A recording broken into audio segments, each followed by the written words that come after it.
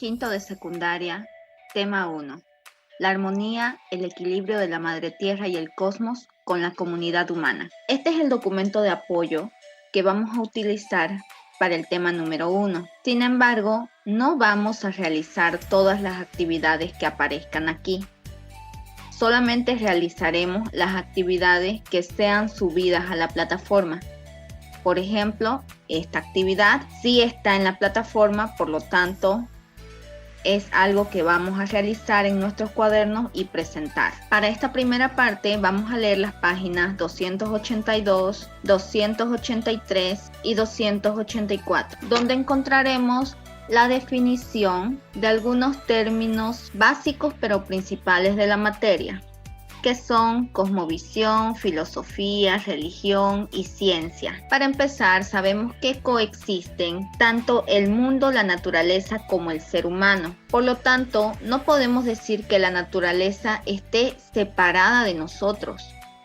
Todo lo que nosotros hacemos ahora va a influenciar también en la naturaleza y ella devuelve lo mismo que nosotros hagamos. Es por eso que debemos cuidarla y preservarla. Vamos a los conceptos claves de la materia. Para empezar, tenemos cosmovisión. En pocas palabras, cosmovisión es la manera de ver e interpretar el mundo de un individuo, es decir, en forma personal o de una comunidad o población.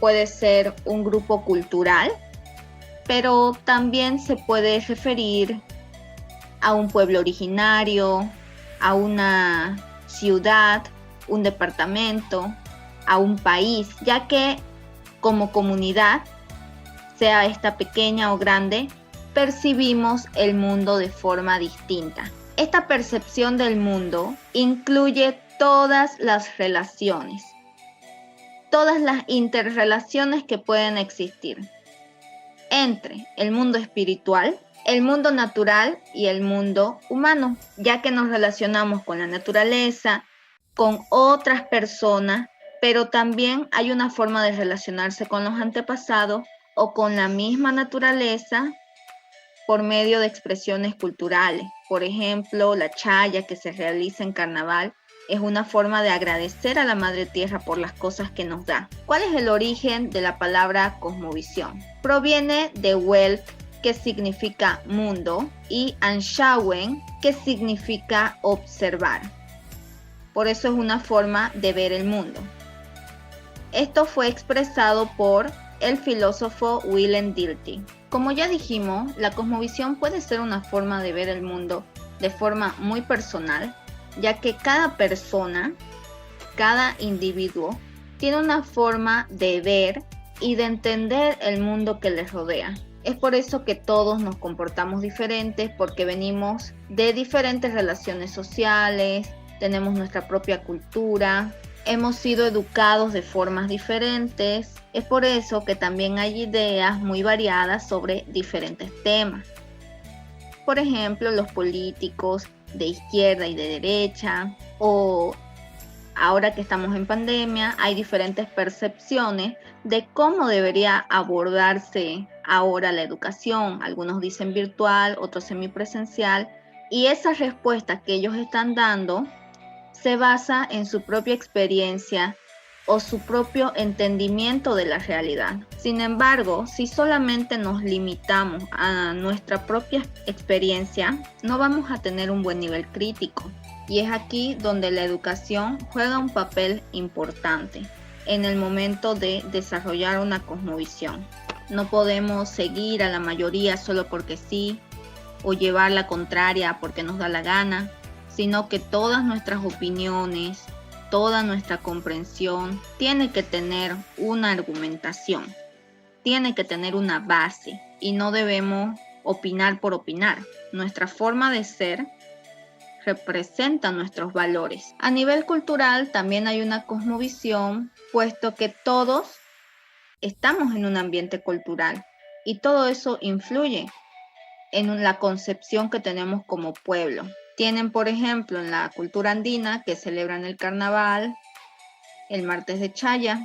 Algunas religiones hacen festividades a algunos santos, hacen misas, cultos, donde la comunidad participa, pero también hay otras cosas que reflejan la cultura, como la práctica de valores en conjunto. Por ejemplo, en Japón, las escuelas, las instituciones y las calles son muchísimo más limpias que si vemos las calles de Santa Cruz o de Bolivia o de cualquier lugar de Latinoamérica.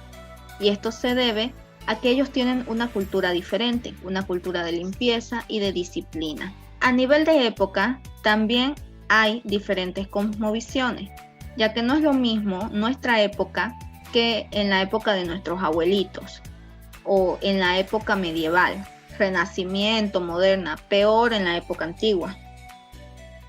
La cosmovisión cambia de acuerdo al tiempo, porque influye mucho cómo se vio el mundo, qué concepciones se tenía de la vida. Imagínense ustedes que antes no había internet, así que los chicos tenían que leer más, buscar fuentes en libros, y muchísimos años atrás las mujeres no podían votar o eran muy pocas las mujeres que accedían a la educación, y ahora es como el 50% de los estudiantes que son mujeres.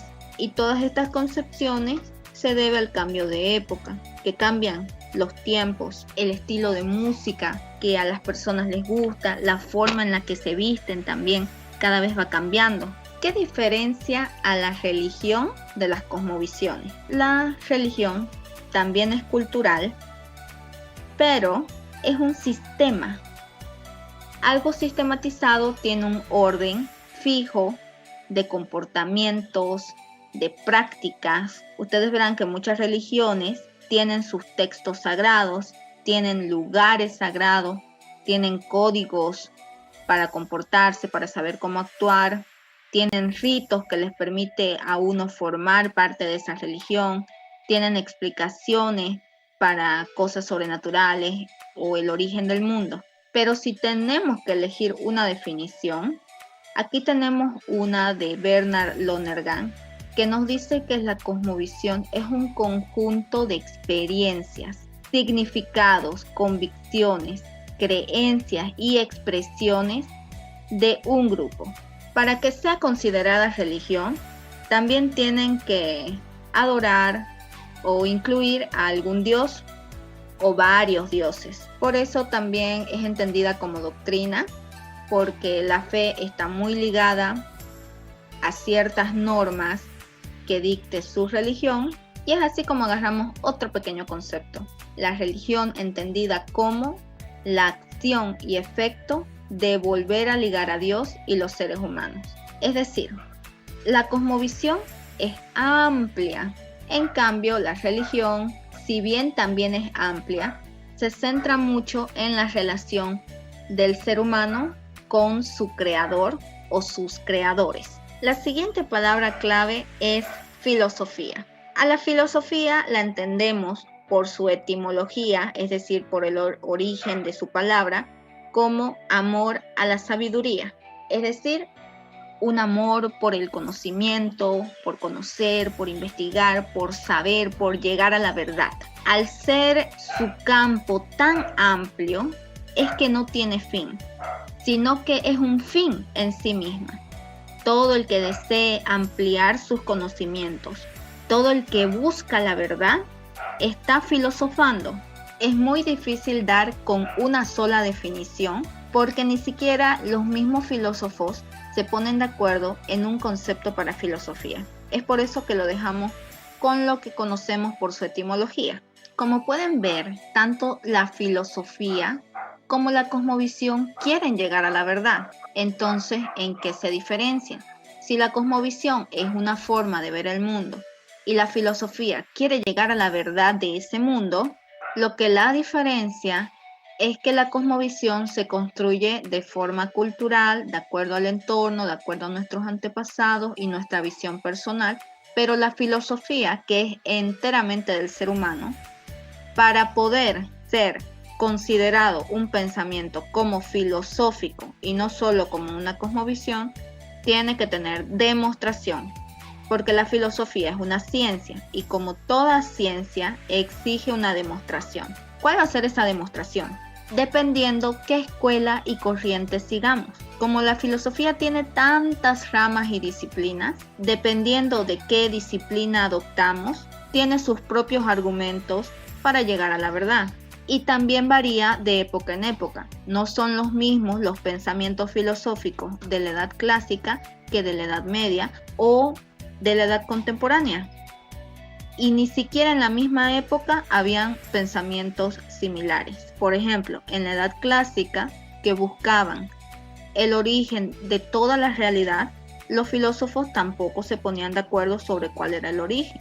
Uno decía que era el agua, otro decía que era el aire, o el fuego, o la tierra, o el átomo, o Dios. Pero lo importante es que no solamente decían cuál era el origen o cuál es la verdad de tal cosa, sino que intentaban demostrarlo a través de argumentos lógicos. Y eso es lo que le da valor a la filosofía, decir el porqué de las cosas. Y el otro concepto que tenemos es la ciencia. De acuerdo a su etimología, significa saber, conocer. La ciencia, al igual que la religión, es un sistema. Para que algo sea considerado ciencia, se emplean el método científico, es por eso que la ciencia es metódica, nos provisiona de conocimientos. Estos conocimientos tienen que ser comprobables, verificables, deben ser producto de una investigación y además tienen objetos de estudio y una construcción teórica. Después de leer hasta la página 284, podemos empezar a realizar la segunda actividad en nuestra hoja de cuaderno. Para poder explicarlo, yo voy a mostrar este Word, sin embargo, todo esto que les estoy mostrando, ustedes lo tienen que hacer a mano. Lo primero y que no deben olvidarse es colocar nombre y apellido a su trabajo. Después pueden hacerle un margen de acuerdo a su creatividad. Este puede ser simple o complejo. Luego colocamos el título, la armonía, el equilibrio, la madre tierra, todo completo. Y la actividad, el número de la actividad, en este caso es la segunda, con la consigna. La consigna nos pide, elabora un mapa mental del tema. Y tenemos el resto de la hoja para poder hacer ese mapa mental. En la plataforma también les compartí este mapa que les va a servir como guía para saber cómo se elabora el mapa mental. Voy a dar alguna de estas pautas. El título del mapa mental se coloca al centro. Así que aquí va a decir la armonía, el equilibrio de la madre tierra, etc. Las siguientes líneas van a ser nuestros otros subtítulos. En este caso son 4. Cosmovisión, religión, filosofía y ciencia.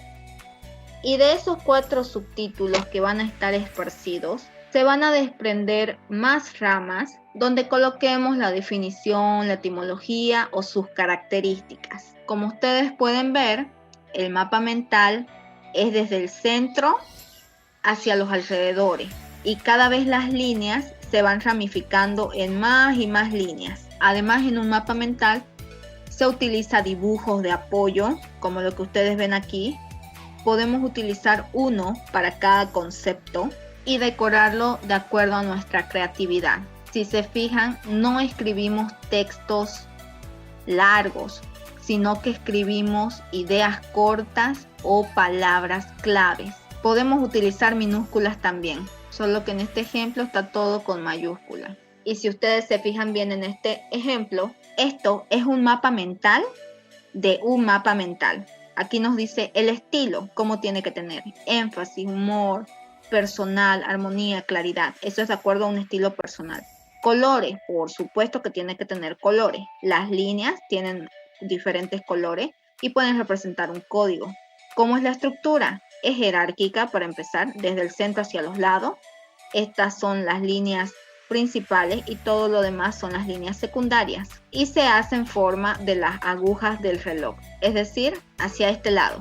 Por lo tanto, aquí va a ir cosmovisión, por aquí abajo va a ir religión, filosofía y ciencia. Una vez que hagan su mapa mental de la primera parte del tema, le van a tomar una foto a su trabajo y lo suben en la plataforma. Revisen cuál es la fecha máxima de presentación para que no tengan que hacerlo ni presentarlo a último momento.